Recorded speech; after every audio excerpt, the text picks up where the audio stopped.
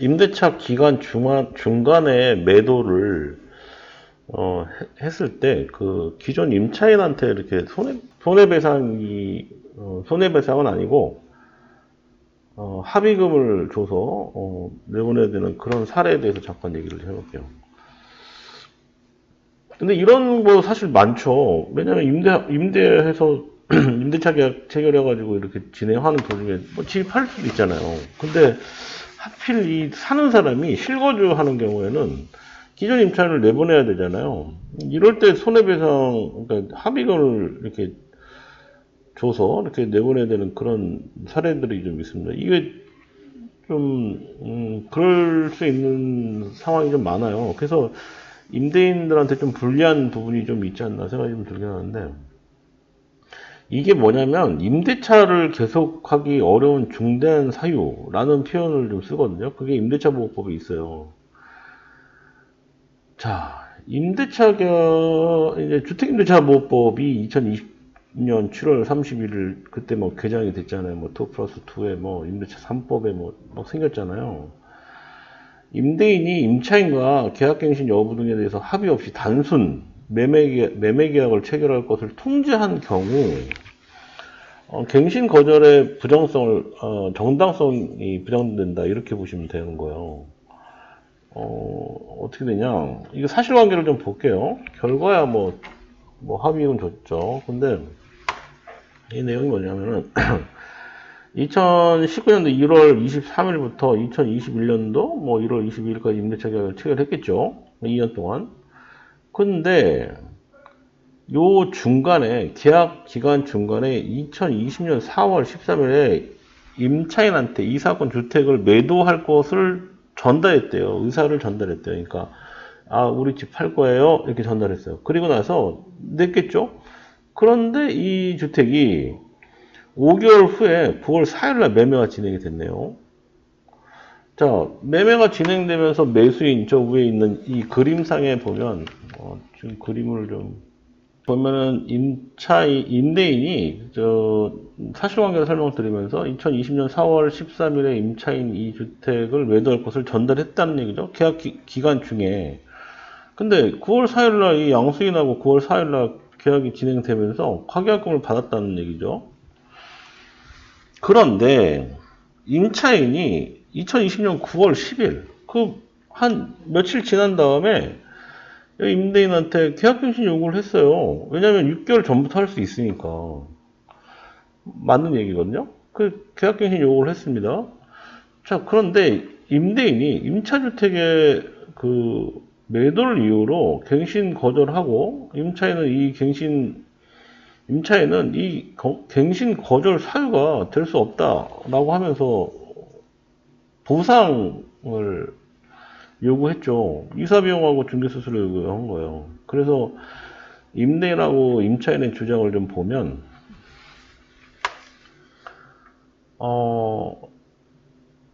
임대인은 무슨 얘기를 하고 있냐면 이런 겁니다. 이 사건의 그 계약 만료된 9개월 전인 2020년 4월 13일에 이 배우자를 통해서 이 사건의 그 주택을 매도할 것을 의사를 전달했다고 합니다.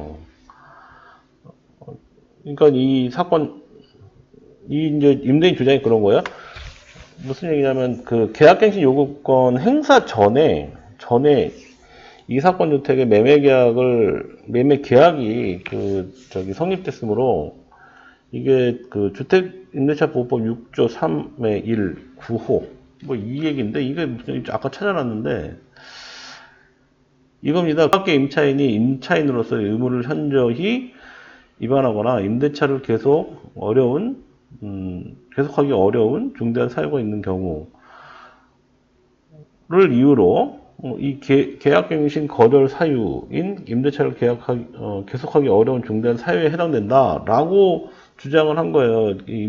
제가 이거 읽으면서도 뭐 좀 이상한데 이 생각이 좀 아닌 것 같은데 라는 생각이 들면 임차인이 이기겠죠. 네. 자, 임차인 주장은 이겁니다. 이 사건 주택의 매매 계약도 체결되지 않은 상태에서 가계약금만 지급받은 상태이고 매도를 진행할 예정임을 단순히 그러니까 배우자를 통해서 통지했을 뿐, 임차인하고의 어떤 계약갱신 요구권 미행사 및 퇴거에 대한 어떠한 합의를 하지 않았다. 이건 맞는 얘기죠. 임차인의 주장이 맞습니다. 이에 계약갱신 요구를 거절할 만한 정당한 사유가 없고, 다만 이 상당한 보상, 이사 비용하고 중개 수수료 부분을 450만 원 얘기를 하는데, 이게 지금 금액을 한 이 정도 지금 합의금으로 달라, 이렇게 보상액을 이렇게 해달라고 요청한 거잖아요. 제공할 경우 이 사건의 계약을 종료할 의사가 있다. 계약이 종료된 게 아니니까 의사가 있다라고 이제 보시면 되는 거죠. 자, 제가 중간에 법을 몇 가지 좀 보여드렸잖아요. 그런 건데, 여기서는 조정 과정에서는 제가 방금 전에 설명드린 대로 그걸 인정하지 않을 가능성이 높다고 했잖아요. 매매계약을 단순히 매매계약 진행 예정임을 통지했을 뿐이고 임차인의 계약갱신 여부 등을 묻고 합의를 한 것이 아니기 때문에 아까 얘기했던 중대한 어쩌고저쩌고에 대한 거절 사유가 있다고 보기는 어렵다고 판단한 겁니다. 이 조정위원회도 그렇게 판단했네요. 다만 신청인은 실제 거주 목적의 매수인과 매매 계약을 진행하고 있었던 사안으로, 이게 맞죠? 그러니까 양수인, 아까 여기 있는 아저씨가 양수인인데 이 사람이 여기 살겠대요. 실제 거주를 하고 있었던 사안으로 계약의 종료를 원하는 거죠. 즉 임대인이 임차인하고 계약 종료가 돼야지만 이 사람이 들어가 살 수 있는 거잖아요. 이거에 대해서 상당한 보상을 제공할 경우 계약에 종료 의사가 있다. 서로 이제 그 정도에 대한 합의는 하겠다라는 얘기예요. 그래서 갱신거절은 결국은 그런 겁니다. 갱신거절은 정당하지 않은데 임차인이 임대인한테 상당한 보상을 받고 임대차 계약을 종료하기로 합의를 했죠. 자, 그래서 얼마를 받았냐? 보증액은 2억 5천이었네요. 보증금이 2억 5천이었고 합의금으로 이 임차인이 지금 450만 원 청구했잖아요. 근데 여기 인정비용은 얼마 됐냐면 합의금 250만 원 지급받는 걸로 됐네요. 그러니까 여기서 계약금 받아서 250만 원 줘서 이사 보내고 이 아저씨가 여기 들어가게끔 이렇게 하는 걸로 이제 조정이 된 것 같습니다. 그래서 동시 이행 관계죠. 건물을 인도받는 동시, 날짜도 픽스됐네요. 그러니까 2021년도 1월 11일, 이 처음에 이 사람들이 계약했던 날짜는 그러니까 1월 22일이었는데 1월 11일 날 먼저 빠지면서 건물을 인도받는과 동시에 2억 5,250만 원을 지급한다 라고 했습니다. 이거 지급했을까요? 네, 이거 지급했을 겁니다. 왜냐면 지급이 안 되면 강제 집행할 수 있어요. 이게 왜냐면 끝에 강제 집행할 수 있음을 상호 승낙한다라고 했잖아요. 26조 사항. 주택임대차보호법에 26조가 있는데 조정의 성립 사항 이거잖아요. 조정 작성하면서 이렇게 조정서를 작성한다라고 되어 있잖아요. 합의가 성립된 경우 조정안을 수락해서 합의가 성립된 것으로 보고 합의가 성립된 경우 조정서로 작성한다. 이 조정서가 작성이 되면 강제 집행할 수 있음을 상호 승낙한다. 당연히 임대인이 임차인한테 2억 5천 250만 원을 지급했을 겁니다.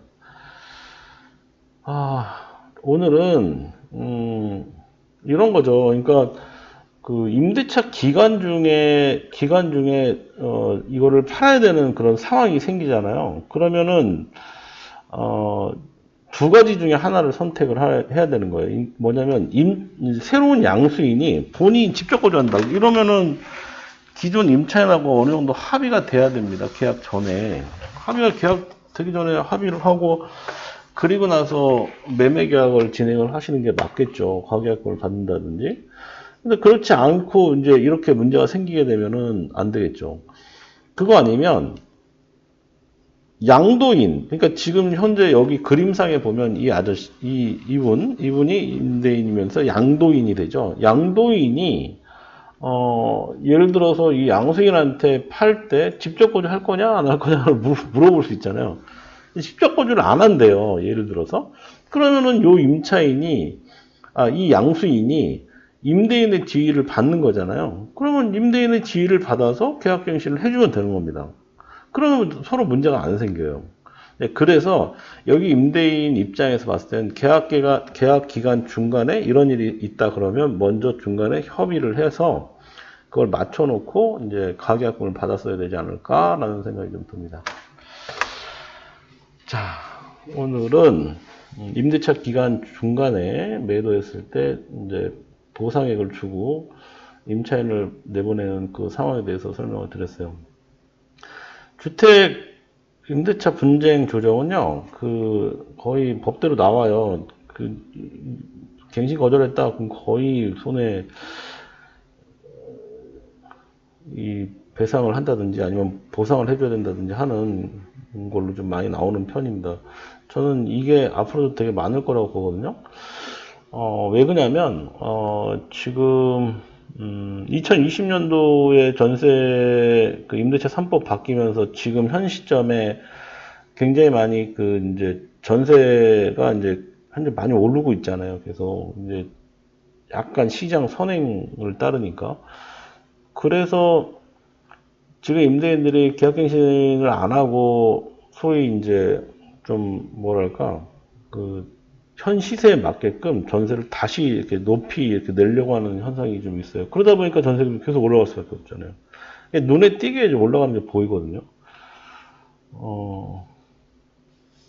그래서 그것도 또 두 가지 사항이 좀 있긴 한데 그것까지 설명하면 시간이 오래 걸릴 것 같고 어쨌든 오늘은 매도했을 때에 대한 내용을 좀 얘기 드렸습니다. 네. 시청해주셔서 감사합니다.